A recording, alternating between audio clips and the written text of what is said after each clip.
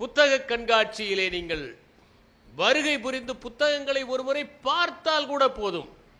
வெளியே செல்கிற போது உங்களுக்குள் படிக்க வேண்டும் என்கின்ற அறிவு சிறிது ஒட்டி கொண்டிருந்தால் அதுவே வெற்றியாக இருக்கும். ஒரு சிறு நூலை வாங்கி செல்லுங்கள். மகத்தான நூல்களை வாங்கி செல்ல வேண்டும் என்பதில்லை. மகத்தான நூல்கள் என்றால் பெரிய புத்தகங்களும் இல்லை. ஒரு சிறு நூலை வாங்கி செல்லுங்கள். படிக்கிற பழக்கத்தை ஏற்படுத்திக் கொள்ளுங்கள். நீங்கள் படிக்க தொடங்கிவிட்டால், புத்தகங்களை சேகரிக்க தொடங்கிவிட்டால் ஒருபோதும் நிறுத்த முடியாது. அது உங்களுக்கு எப்போதுமே ஒரு விதமான மயக்கமாக, ஒரு விதமான போதையாக ஆகிவிடும்.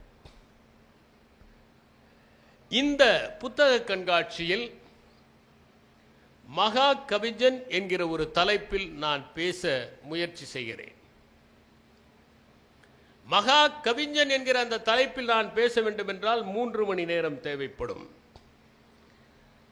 ஆனால் அவ்வளவு நேரம் பேசுவதற்கான பொறுமை உங்களுக்கு இருக்காது. விளிம்பிலே நின்றவர்களை நான் அழைத்து உட்கார வைக்க வேண்டிய நிலைமை ஏற்பட்டது. எனவே ஒரு சிறு வரைபடத்தை மட்டும் நான் உங்களுக்கு வழங்கலாம் என்று நினைக்கிறேன். இது ஒரு சின்ன தீற்றல் ஓவியம்தான். இது ஒன்றும் எண்ணெய் சாய ஓவியம் அல்ல. இதை நீங்கள் சற்று தியானித்து அந்த நூல்களை வாங்கி படித்தால் உங்கள் வாழ்க்கையே மெருகேறுவதை பார்க்கலாம். 23 வயதில் அந்த மகா கவிஞனுடைய நூல்களை நான் வாசிக்க தொடங்கினேன். அவை என்னுடைய வாழ்க்கை முழுவதுமே ஒருவித மாற்றத்தை ஏற்படுத்துகின்றன. நான் பணியாற்றுகிற போது மிகவும் இனிமையாகவும் நெகிழ்ந்தும் ரசித்தும் நேசித்தும் உள்வாங்கியும் ஆழ்ந்தும் கரைந்தும் பணியாற்றுவதற்கு காரணம் அந்த நூல்கள். கலீல் கிப்ரான் என்கிற அந்த லெபானிய கவிஞனை பற்றித்தான் நான் பேசப் போகிறேன். தமிழ்நாட்டில் எண்ணற்ற மகா கவிஞர்கள் இருந்திருக்கிறார்கள். அவர்களை நிறைய பேர் பேசியிருக்கிறார்கள். நான் இந்த அரங்கத்தில் இன்னும் அதிகம் அறியப்பட வேண்டிய ஒரு கவிஞனை பற்றி பேசுகிறேன். அவன் கவிஞன் மட்டுமல்ல, கலைஞனும் கூட. அற்புதமான ஓவியங்களை தன்னுடைய கவிதை புத்தகங்களுக்கு தீட்டியவன். அகஸ்ட் ரோடின் என்பவரிடமிருந்து ஓவியத்தையும் சிற்பக்கலையையும் கற்றுக்கொண்டு அவற்றிலும் விற்பனராக திகழ்ந்தவன். அவனுடைய நூல்களை பார்க்கிற போது நிர்வாணமாக பல ஓவியங்கள் இருக்கும். நிர்வாணம் அசிங்கமானது அல்ல என்பதை நான் கற்றுக்கொள்வதற்கு உதவியதே அவனுடைய ஓவியங்கள் தான். அவன் சொல்லுகிறான் தன்னுடைய தீர்க்கதரிசியில், உங்களுடைய துணிகள் அழகானவற்றை மறைக்கின்றன, அசிங்கமானவற்றை மறைப்பது இல்லை என்று சொல்கிறான். அந்த கலைஞன் லெபனானிலே பிறந்தான். சிரியாக் மாரனைட் என்கிற கிறிஸ்தவர்கள் இயேசுநாதரை வழிபடுகிற அரபி மொழியில் பேசுகிற இனத்தில் பிறந்தான். அவன் தந்தை ஒரு ஊழல் குற்றச்சாட்டுக்காக கைது செய்யப்படுகிறார். அவனும் தாயும் சகோதரனும் அமெரிக்காவுக்கு செல்கிறார்கள். அங்கே அவன் படிப்பு தொடர்கிறது. பாஸ்டன் நகரிலே ஒரு ஓவிய கண்காட்சியை நடத்துகிறான். மேரி எலிசபெத் ஹாஸ்கல் என்கிற பெண்மணி 10 வயது மூத்தவர் அறிமுகமாகிறார். அவருடைய நட்புதான் அந்த கவிஞனை மகா கவிஞனாக உலகுக்கு அடையாளப்படுத்தியது. உற்சாகம் அளித்து அவன் படைப்புகளை எல்லாம் வெளியே கொண்டு வருவதற்காக அந்த பெண்மணி தான் உதவினார். ஆனால் அவன் 48 வயதிலேயே கல்லீரல் பழுதானதாலும் சுவாசப்பை தடுமாறியதாலும் தன் வாழ்க்கையை முடித்துக் கொண்டான். ஆனால் 48 வயதில் அவன் ஏற்படுத்திய தாக்கம் இன்றும் உலகம் வரை இருந்து கொண்டிருக்கிறது. அவனுடைய நூல்களில் சிலவற்றை மட்டும் உங்களுக்கு நான் சொல்லலாம் என்று கருதுகிறேன். இவையெல்லாம் வெளிச்ச பொறிகள் தான், தீப்பந்தங்கள் அல்ல. தீப்பந்தங்களை நீங்கள் ஏற்றுவதற்கு இது சின்ன தீப்பெட்டியிலிருந்து வருகிற ஒரு தீத்துளிதான். இந்த துளியை கொண்டு தீப்பந்தத்தை ஏற்றி என்ன இருக்கிறது என்று பார்க்க வேண்டிய பொறுப்பு உங்கள் கைகளில் இருக்கிறது, என் கையில் அல்ல. முதலாவதாக தீர்க்கதரிசி என்கிற நூலில் வாழ்க்கையின் பல்வேறு விஷயங்களை பற்றி அவன் பேசுகிறான். மக்கள் கேட்கிறார்கள், எங்களுக்கு காதலை பற்றி சொல்லுங்கள். அவன் சொல்கிறான், உன் உள்ளத்திலே அன்பு தோன்றுகிற போது இறைவன் என் இதயத்தில் இருக்கிறான் என்று சொல்லாதே, இறைவனின் இதயத்தில் நான் இருக்கிறேன் என்று சொல். காதல் உன்னை அழைக்கிற போது மறுப்பு சொல்லாதே, பின்தொடர்வாய். அது கரடு முரடான செங்குத்தான பாதைகளில் உன்னை அழைத்து செல்லும் கடினமான பயணமாக இருக்கலாம், ஏற்றுக்கொள். அன்புக்கு சமமானது அன்பு ஒன்றுதான். அன்பு அன்பை தவிர வேறு எதையும் எதிர்பார்ப்பதில்லை. மிக எளிதான வரிகள் தான். ஆனால் இந்த கரடு முரடான பாதையிலே பயணப்படுவது என்பது அவ்வளவு எளிதானது அல்ல. அன்பிற்கு அன்பை மட்டுமே எதிர்பார்ப்பது என்பது இந்த உலகத்தில் நிகழ்வதும் அல்ல. ஒவ்வொரு அன்பின் பின்னாலும், ஒவ்வொரு சால்வையின் பின்னாலும் ஒரு புகார் மனு இருப்பதைப் போல, ஒரு மனு இருப்பதைப் போல, ஒரு கோரிக்கை இருப்பதைப் போல, ஒரு கண்டனம் இருப்பதைப் போல ஒளிந்து கொண்டிருக்கிறது. நான் பார்த்த வரையிலே மிக துல்லியமான வரிகளில் காதலை அவர் வெளிப்படுத்துகிறார். அவர் காதலை பற்றி சொன்னவுடன் ஒருவன் கேட்கிறான், திருமணத்தை பற்றி பேசுங்கள். அவர் சொல்கிறார், நீங்கள் இருவரும் மரணத்தின் வெண்மை சிறகுகள் உங்களை சிதைக்கிற வரை ஒன்றாக இருங்கள். இறைவனின் அமைதியான நினைவுகளிலும் நீங்கள் ஐக்கியமாகி இருங்கள். நீங்கள் இருவரும் அருகருகே இருங்கள், ஆனால் இடைவெளி இருக்கட்டும். அந்த இடைவெளியில் சொர்க்கத்தின் காற்று வந்து நடனமாடட்டும். நீங்கள் இருவரும் உங்கள் கோப்பையை நிரப்பிக் கொள்ளுங்கள், ஆனால் ஒருவர் கோப்பையிலிருந்து இன்னொருவர் அருந்தாதீர்கள். நீங்கள் எப்போதும் சேர்ந்து இருங்கள், ஆனால் சற்று விலகி இருங்கள். எப்படி என்றால், ஒரே யாழின் இரண்டு நரம்புகள் விலகி இருந்து ஒரே இசையை எழுப்புவதைப் போல நீங்கள் சேர்ந்து நில்லுங்கள், அருகருகே நிற்காதீர்கள். ஒரு மண்டபத்தின் இரண்டு தூண்கள் விலகி இருப்பதைப் போல நீங்கள் விலகி நின்று வாழ்க்கை என்கிற மண்டபத்தை தாங்குங்கள். எத்தனை அற்புதமாக திருமணத்தை பற்றி சொல்கிறார். திரு முத்து நிலவன் அவர்கள் சொன்னாரே, திருமணமான ஓராண்டிலேயே விவாகரத்து என்று. இப்படி விலகி இருக்கவும் இடைவெளி இருக்கவும் தம்பதிகளுக்கு கற்றுக் கொடுத்திருந்தால் எங்கும் விவாகரத்து நிகழவே நிகழாது. மனமுறிவு நிகழ்ந்தால்தான் மனமுறிவு நிகழ்கிறது.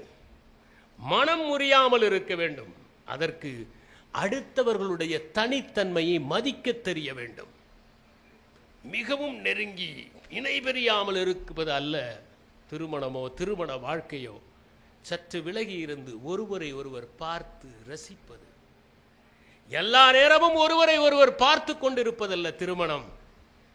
இரண்டு பேரும் ஒரே திசையில் பார்ப்பதுதான் திருமணம். ஒரே நோக்கத்தில் பார்ப்பதுதான் திருமணம். இதைத்தான் கலீல் கிப்ரான் குறிப்பிடுகிறார். அப்போது ஒருவன் சொல்கிறான், காதல் நிகழ்ந்து விட்டது, திருமணம் நிகழ்ந்து விட்டது, குழந்தைகளை பற்றி பேசுங்கள். அல் முஸ்தபா சொல்கிறார், உங்கள் குழந்தைகள் உங்கள் குழந்தைகள் அல்ல. இதை கேட்டதும் நமக்கு அதிர்ச்சி. ஏனென்றால் நம் குழந்தைகள் நம்மை போலவே இருப்பதில் நமக்கு ஒரு மகிழ்ச்சி. என்னை போலவே என் மகன் இருக்கிறான். உங்கள் குழந்தைகள் உங்கள் குழந்தைகள் அல்ல, அவர்கள் வாழ்க்கையின் ஏக்கங்கள். அவர்கள் உங்கள் மூலமாக வந்தார்கள், உங்களிலிருந்து வரவில்லை. நீங்கள் ஒரு கருவி மட்டுமே. எப்போது நீங்கள் கருவி என்று நினைக்கிறீர்களோ அப்போது அந்த குழந்தையை கையகப்படுத்த மாட்டீர்கள். உங்கள் ஆசையை திணிக்க மாட்டீர்கள். உங்கள் வேட்கையை அதன் மூளையில் புகுத்த மாட்டீர்கள். எப்படி ஒரு துணியிலே துணியை வைத்து வைத்து திணிக்கிறோமோ அப்படி அமுக்க மாட்டோம். அதைத்தான் அவர் சொல்கிறார். உங்கள் குழந்தைகள் உங்கள் மூலமாக வந்தவை. அவர்களுக்கு உங்கள் அன்பை கொடுங்கள், எண்ணத்தை கொடுக்காதீர்கள். சில பேர் தன்னுடைய லட்சியங்களை, நான் மருத்துவராக முடியாமல் போய்விட்டது, மகனாவது ஆகட்டும். நான் இந்திய ஆட்சி பணிக்கு செல்ல முடியாமல் போய்விட்டது, மகளாவது ஆகட்டும். இவையெல்லாம் நம்முடைய எண்ணங்களை அவர்கள் மீது திணிப்பது. அவர் சொல்லுகிறார், உங்கள் குழந்தைகள் நாளையை சிந்திக்கின்றன, ஆனால் நீங்கள் இன்று சிந்தித்துக் கொண்டிருக்கிறீர்கள். நீங்கள் அசையாத வில்லை போல இருங்கள், அவர்கள் பாய்ந்து செல்லுகிற அம்பை போல இருக்கட்டும். எத்தனை அற்புதமான வரிகள்! இப்படி குழந்தைகளை ஒருவர் வளர்க்க ஆரம்பித்தால் இந்த கழுத்தறுக்கும் போட்டி வருமா? தற்கொலைகள் நிகழுமா மதிப்பெண் கிடைக்கவில்லை என்று? பள்ளிக்கூடமே நந்தவனமாகி விடாதா? மாணவர்கள் ஒருவரை ஒருவர் நேசிக்க மாட்டார்களா? முதல் மதிப்பெண் வருகிற மாணவன் தேர்வுக்கு வரவில்லை என்பதற்காக எப்போதும் இரண்டாவது மதிப்பெண் பெறுகிறவன் மகிழ்ச்சியில் கூத்தாட மாட்டான் அல்லவா? அதற்குத்தான் அவர் உங்கள் குழந்தைகள் அல்ல என்று குறிப்பிடுகிறார். ஒருவன் கேட்கிறான், கொடுப்பதை பற்றி கூறுங்கள். அல் முஸ்தபா சொல்கிறார், நீங்கள் பொருள்களை கொடுக்கும் போது கொஞ்சமாக கொடுக்கிறீர்கள், உங்களையே கொடுக்கிற போதுதான் அதிகமாக கொடுக்கிறீர்கள். நீங்கள் கொடுக்கும் போது அடுத்தவர்கள் கேட்காமல் கொடுப்பதுதான் மிகவும் உயர்ந்தது. நம்முடைய சங்க இலக்கியத்திலே வருகிறது, ஈயேன் என்பதில் இழிந்தன்று, ஈதல், அதாவது ஒருவர் கேட்கிறார்கள் ஆனால் கொடுக்க மாட்டேன் என்று சொல்வது இன்னும் இழிந்தது. கேட்பதை காட்டிலும் கொள்ளேன் என்று சொல்கிறார்களே, கொடுக்கிறோம் ஆனால் வேண்டாம் என்று சொல்கிறார்களே, அது இன்னும் உயர்ந்தது என்று. 4 விதமாக தருபவர்களை நான் பார்த்திருக்கிறேன். சில பேர் தருவார்கள், யாரிடமும் வாங்க மாட்டார்கள். அவர்களை மக்கள் நேசிப்பதில்லை. சில நேரங்களில் ஒரு சின்ன குழந்தை நம்மிடம் வந்து ஒரு மிட்டாயை நீட்டும். நாம் வீதியிலே போய் கொண்டிருப்போம். இப்போது சில புத்தகங்களை கொடுத்தார்கள், அதை போல சின்ன குழந்தை ஒரு சின்ன மிட்டாயை கொண்டு வந்து கைகளில் கொடுக்கும். அது வெறும் மிட்டாய் அல்ல, அது அன்பின் குறியீடு என்பதை புரிந்து கொள்ள வேண்டும். உடனே அதை மறுதலிக்க கூடாது, ஏற்றுக்கொள்ள வேண்டும். என்னிடம் எல்லாம் இருக்கிறது, நான் யாரிடம் போய் வாங்க வேண்டும், யார் கொடுப்பதையும் வாங்க வேண்டிய அவசியம் இல்லை என்று நினைப்பது இருக்கிறதே, அவர்களை உலகம் விரும்புவது இல்லை. அவ்வப்போது அவர்களால் முடிந்ததை கொடுங்கள். அது அவளாக இருக்கலாம், சில நேரங்களில் உமியாக கூட இருக்கலாம். எதுவாக இருந்தாலும் ஏற்றுக்கொள்வோம். இரண்டாவது, சிலர் கொடுப்பார்கள், கேட்டால் கொடுப்பார்கள். கொடுத்ததை இன்னும் 100 பேரிடம் சொல்வார்கள், நான் கொடுத்து விட்டேன் என்று. பார்க்கிற போதெல்லாம் நினைவுபடுத்துவார்கள், நான் உனக்கு ஒரு பேனா கொடுத்தேனே, அது நன்றாக எழுதுகிறதா, பத்திரமாக இருக்கிறதா, புத்தகம் கொடுத்தேனே, அதை வைத்திருக்கிறாயா, தொடர்ந்து நினைவுபடுத்தி கொண்டே நான் கொடுத்தேன் என்பதை சொல்லிக் கொண்டிருப்பார்கள். மூன்றாவதாக, சில பேர் கொடுப்பார்கள், கொடுத்ததற்கு சமமாக எதிர்பார்ப்பார்கள். இதுதான் மொய் என்கிற ஒன்று தமிழ்நாட்டில் இருப்பது. கொடுத்ததற்கு சமமாக எதிர்பார்ப்பது, இதுவும் அற்பத்தனமானதுதான். கொடுத்த பிறகு மறந்து விடுவதுதான் மனிதனுடைய உத்தமமான குணமாக இருக்க முடியும். கொடுத்ததை, செய்ததை, உதவியதை அப்போதே மறந்துவிட வேண்டும். மனத்திலே அவற்றையெல்லாம் ஏற்றிக்கொண்டு அவற்றையெல்லாம் தூக்கி கொண்டு அலைய வேண்டிய தேவை இல்லை. நான்காவதாக, சிலர் கொடுப்பார்கள், வாங்குவார்கள். கொடுத்ததும் தான் இல்லை, பெற்றதும் தான் இல்லை. கொடுத்ததும் தனக்கு அளிக்கப்பட்டதைத்தான், வாங்கியதும் அவர்களுக்கு அளிக்கப்பட்டதா என்று வரவு செலவு கணக்கு பார்க்காமல் நேரத்திற்கு ஏற்றவாறு வாழ்வார்கள், அந்த நொடியில் வாழ்வார்கள். அதுதான் மகத்தான கொடுக்கல் வாங்க. மாக்குசென் கை என்கிற ஜென் கதை ஒன்று உண்டு. மாக்குசென் என்கிற ஒருவன் இருப்பான். அவன் நிறைய பேருக்கு தானம் செய்வான். மனைவிக்கு பயம், நாம் ஏழையாகிவிட்டால் என்ன செய்வது? இயல்பாகவே வருவது தானே, ஒரு பாதுகாப்பின்மை வரும் அல்லவா? கணவன் எல்லோருக்கும் தருகிறான் என்றால் ஒரு பாதுகாப்பின்மை வந்துதானே தீரும். அப்படி வந்து விட்டது அவளுக்கு.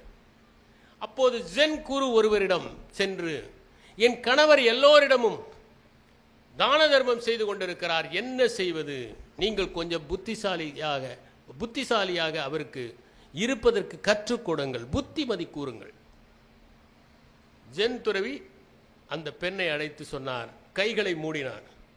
இப்படி மூடியே இருந்தால் கைகள் என்ன ஆகும்? பயன்படாது. இப்போ திறந்தே இருந்தால் என்ன ஆகும்? இப்போதும் பயன்படாது. அப்போது கையின் பயன்பாடு எது? மூடுவதும் திறப்பதும் தான் கையின் பயன்பாடு.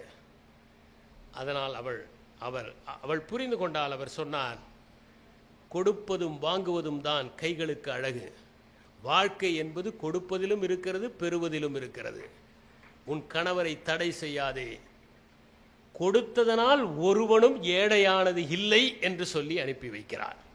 இதைத்தான் கலீல் கிப்ரான் சொல்லுகிறார். இதையே மணலும் நுரையும் என்கிற இடத்தில் அற்புதமாக குறிப்பிடுகிறார். கொடுப்பது என்பது உன்னிடம் தேவையில்லாமல் இருப்பதை கொடுப்பது அல்ல, உனக்கு தேவையாக இருந்தும் அதை மற்றவர்களுக்கு கொடுப்பது.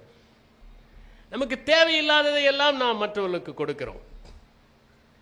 எனக்கு தேவைதான், ஆனாலும் நான் உனக்கு கொடுக்கிறேன் என்று நினைப்பதுதான் உண்மையான பரோபகாரம் என்று திருக்குறளிலே 3 விதமாக இந்த ஒப்புரவை பிரித்திருக்கிறார்கள். ஒன்று, ஊருணி நீர் நிறைந்தற்றே உலகவாம் பேரறிவாளன் திரு. ஒரு ஊரிலே ஒரு குளம் இருக்கிறது. அந்த ஊர்க்காரர்கள் எல்லாம் வந்து அள்ளி குடித்து விட்டு போவார்கள். அவ்வளவுதான் அவர்கள் செய்ய முடியும். குளம் வற்றாது, ஆனால் குளத்திலே நீர் இருக்கும், அனைவரும் பயன்படுவார்கள். இவன் பேரறிவாளன். அடுத்தது பயன்மரமாக பழமரம் உள்ளூர் பழுத்தற்றால் செல்வம் நயனுடையான் கண்படின். அடுத்த அளவிலே இருப்பவன் நயனுடையான். பழமரம் இருக்கிறது, ஊர்க்காரர்கள் மட்டுமா பறிப்பார்கள்? பறவைகள் சாப்பிடும், அணில் சாப்பிடும், வெளி கிராமங்களிலிருந்து வந்து பறவைகள் சாப்பிட்டு விட்டு போகும். அப்படி தன்னுடைய ஊருக்கு மட்டுமில்லாமல் பக்கத்தில் இருக்கிற எல்லோருக்கும் அரவணைத்து தருபவன், அவனை நயனுடையான் என்கிறார். மருந்தாகி தப்பா மரத்தற்றால் செல்வம் பெருந்தகையான் கண்படின் என்கிறார். மூன்றாவதாக இதுதான் மேன்மையானது. ஒரு மருந்து மரம் இருந்தால் அந்த மருந்து மரத்தின் ஒவ்வொரு பாகமும் பயன்படும். ஒவ்வொரு பாகமும் அந்த ஊருக்கு மட்டுமல்ல, வெளிநாடுகளுக்கு கூட அவற்றை நாம் மருந்தாக ஆக்கி அனுப்பலாம். அப்படி உலகத்திலே எங்கிருந்து யார் வந்தாலும் தருவதற்கு தயாராக இருப்பவன் பெருந்தகையான் என்று திருவள்ளுவரால் அழைக்கப்படுகிறான். கொடுப்பதை பற்றி அல் முஸ்தபா மிக அழகாக சொல்கிறார். நீ கேட்காமலே கொடுக்க கற்றுக்கொள், அதுதான் மேன்மையானது கேட்டுக் கொடுப்பதை விட. அடுத்தது வேறொருவர் கேட்கிறார், சட்டங்களை பற்றி கொஞ்சம் கூறுங்களே. அல் முஸ்தபா சொல்கிறார், நீங்கள் சட்டங்களை எல்லாம் இயற்றும் போது நிறைய மகிழ்ச்சி அடைகிறீர்கள், ஆனால் அதைவிட அதிக மகிழ்ச்சியை அவற்றை உடைக்கும் போது அடைகிறீர்கள். எப்படி என்றால், குழந்தைகள் கடற்கரையிலே மணல் வீடு கட்டி அவற்றை தாங்கள் உடைத்து மகிழ்ச்சி அடைகின்றனவே, அப்படி நீங்கள் அடைகிறீர்கள் என்று குறிப்பிடுகிறார். மிகவும் நுட்பமான கருத்து. இதற்கு ஒரு விளக்கமும் இன்னொரு கதையிலே வருகிறது. அது அலைந்து திரிபவன் வாண்டரர் என்கிற ஒரு புத்தகத்திலே இருக்கிற உருவக கதையிலே வருகிறது. ஓர் அரசன் மக்களை எந்த சட்டமும் இல்லாமல் ஆள்கிறான். மக்கள் மகிழ்ச்சியாக இருக்கிறார்கள். திடீரென்று மக்கள் எல்லாம் எங்களுக்கு சட்டம் வேண்டும், எங்களை ஒழுங்குபடுத்த வேண்டும் என்று கேட்கிறார்கள். அங்கே 1000 இனக்குடிகள் இருக்கிறார்கள். அவர்கள் அனைவரையும் அழைக்கிறான். பிறகு அவர்களை சட்டம் செய்ய சொல்கிறான். அவர்கள் நிறைய சட்டங்கள் எழுதி கொண்டு வருகிறார்கள். அவற்றிலிருந்து அவன் 7 சட்டங்களை பொறுக்கி எடுக்கிறான். இதை மட்டும் அமல்படுத்தலாம் என்று அவர்கள் ஒத்துக்கொள்ளவில்லை. அவரவர்கள் ஊரில் சென்று அவர்கள் இந்த 1000 சட்டங்களை நடைமுறைப்படுத்துகிறார்கள். 100 ஆண்டுகளில் அந்த நாட்டில் ஏகப்பட்ட சிறைகள், ஏகப்பட்ட கைதிகள், ஏகப்பட்ட பிரச்சனைகள், ஏகப்பட்ட குற்றங்கள். அதனால்தான் அவர் சொல்லுகிறார், நீங்கள் சட்டங்களை இயற்றுவதில் மிகுந்த மகிழ்ச்சி அடைகிறீர்கள், ஆனால் அவற்றை உடைப்பதில் இன்னும் அதிக மகிழ்ச்சி அடைகிறீர்கள். நண்பர்களை பற்றி பேசுங்கள் என்று கேட்கிறார். அவர் சொல்லுகிறார், உங்கள் நண்பர்கள் உங்களுடைய தேவைகளுக்கான விடைகள். உங்கள் நண்பர்கள் உங்களை விட்டு பிரிந்து செல்லும் போது வருத்தப்படாதீர்கள். பள்ளத்தாக்கில் இருந்து பார்க்கிற போது மலை இன்னும் தெளிவாக தெரிவதைப் போல அவர்களுடைய மேன்மையை நீங்கள் அவர்கள் விலகிச் செல்லுகிற போது அறிந்து கொள்வீர்கள். இப்படி தீர்க்கதரிசி என்கிற அந்த நூலில் கலீல் கிப்ரான் கூறுகிற கருத்துகள் ஒவ்வொன்றும் மேன்மையானவை. அவற்றை வாசிக்கிற போது நாம் வாழ்கிற வாழ்க்கையை மறுவாசிப்பு செய்ய வேண்டிய அவசியம் ஏற்படுகிறது. அவ்வளவு நுட்பமான கருத்துக்களை கலீல் கிப்ரான் குறிப்பிடுகிறார். உலகத்தில் அதிகமான விற்பனையாகிய நூல்களில் தீர்க்கதரிசியும் ஒன்று. அந்த தீர்க்கதரிசியிலே மிக கடினமான தத்துவங்களை அவர் கூறவில்லை, எளிதான தத்துவங்கள், அன்றாடம் நாம் பயன்படுத்தத்தக்க சில அறிவுரைகள். ஒரு உதாரணம் சொல்கிறேன் பாருங்கள். உழைப்பை பற்றி சொல்லுங்கள் என்று ஒரு பெண்மணி கேட்கிறார். அவர் சொல்கிறார், கண்ணுக்கு தெரிகிற அன்புதான் உழைப்பு. எவ்வளவு அற்புதமான வாசகம்! நீங்கள் உங்கள் குழந்தையின் மீது நேசம் வைத்திருக்கிறீர்கள் என்றால் அதை எப்படி வெளிப்படுத்த முடியும்? அதற்கு பிடித்தமான உணவை நீங்கள் சமைத்து கொடுத்தால் தான் அது அன்பு. வெற்று வார்த்தைகளில் சொல்வது அல்ல. நீங்கள் ஒருவரை நேசிக்கிறீர்கள், ஒரு நண்பனை, அவன் கடனில் சிக்கி தவிக்கிறான், அவனுக்காக உழைத்த அந்த பணத்தை கொண்டு போய் கொடுத்து கடலிலிருந்து மீட்கிறீர்கள். அதுதான் உழைப்பு. ஏனென்றால் கண்ணுக்கு தெரிகிற அந்த அன்பு. நீங்கள் துணிகளை நெய்யும் போது இதயத்திலிருந்து இழையெடுத்து அதை நெய்யுங்கள். என்ன அற்புதமான வார்த்தை! நீங்கள் வீடு கட்டுங்கள். வீடு கட்டுகிற போது உங்களுக்கு விருப்பமானவர்கள் அதை வசிப்பதைப் போல நினைத்து ஒவ்வொன்றையும் செய்யுங்கள். நீங்கள் பழரசத்தை கசப்பான எண்ணத்தோடு விருப்பமில்லாமல் நசுக்கினால் அது புளித்து போகும். அதற்கு பதிலாக நீங்கள் கோயிலின் வாயிலில் நின்று யாசகம் கேட்கலாம், அப்படி உழைப்பதற்கு பதிலாக. எவ்வளவு நுட்பமான கருத்துக்களை கலீல் கிப்ரான் குறிப்பிடுகிறார். அவர் எழுதிய இன்னொரு நூல் வாண்டரர் என்கின்ற அலைந்து திரிபவன் என்கிற ஒரு நூல். அதில் நிறைய உருவ கதைகள் வரும். அதில் ஒன்று அழகும் அவலட்சணமும். அழகும் அவலட்சணமும் ஒரு கரையிலே நின்று கொண்டிருக்கின்றன. இரண்டும் கடற்கரையில் நின்று கொண்டிருந்தவை குளிக்கலாம் என்று தங்கள் உடைகளை கழற்றிவிட்டு போய் குளிக்கின்றன. குளித்து திரும்புகிற போது அவசரத்தில் அவலட்சணம் அழகின் உடையை உடுத்தி விடுகிறது, அழகு அவலட்சணத்தின் உடையை உடுத்தி விடுகிறது. அதிலிருந்து உலக மக்கள் அனைவருமே அவலட்சணத்தை தான் அழகு என்று உடையை வைத்து நினைத்துக் கொள்கிறார்கள், அழகை அவலட்சணம் என்று நினைத்துக் கொள்கிறார்கள். ஆனால் தெளிந்தவர்கள் பார்த்து இது அழகு, இது அவலட்சணம் என்று அடையாளம் கண்டுபிடிக்கிறார்கள். அவர்கள் சொற்பமாக இருக்கிறார்கள். இதுதான் அது. தாவோ டீச்சிங் என்கிற அந்த நூலிலே லாவோட்சு ஒரு அற்புதமான வரியை சொல்லியிருப்பார். எதை நீங்கள் அழகு என்று உணர்கிறீர்களோ அப்போதே அவலட்சணம் ஆரம்பமாகி விடுகிறது. அழகு என்று ஒன்று நினைத்தால் அவலட்சணம் என்கிற ஒன்று இருந்துதானே தீர வேண்டும். வன்மை இல்லை ஓர் வறுமையின்மையால். ஏனென்றால் வறுமை இருந்தால்தான் வன்மை இருக்கும். ஒன்று இல்லாமல் இருந்தால் எப்படி இன்னொன்று இருக்கும்? இருள் இருப்பதால் தான் வெளிச்சமும் இருக்கிறது. இன்னும் சொல்ல போனால் இருள் தேவைப்படுகிறது. இருள் இருப்பதால் தான் வெளிச்சம் மகத்துவம் பெறுகிறது. நினைத்து பாருங்கள், ஒரு நாள் இருட்டவே இல்லை என்றால் எந்த காவல் நிலையத்தில் சென்று நீங்கள் புகார் கொடுப்பீர்கள்? சாத்தியமில்லை. மிக அழகாக நாம் எவ்வாறு அழகு என்பதை தவறாக புரிந்து கொள்கிறோம் என்பதற்கான விளக்கத்தை அவர் தருகிறார். ஒரு முதலையும் கழுதை புலியும் சந்தித்துக் கொள்கின்றன. முதலை கண்ணீர் என்று தமிழிலே சொல்வது உண்டு. முதலையின் கண்களிலிருந்து தண்ணீர் வடியும். ஆனால் அது ஒன்றும் வருத்தத்தின் கண்ணீர் அல்ல, பாசாங்கு. இரையை பிடித்து தின்று கொண்டே அது கண்ணீர் விடும். செத்து போகிற உயிருக்கா?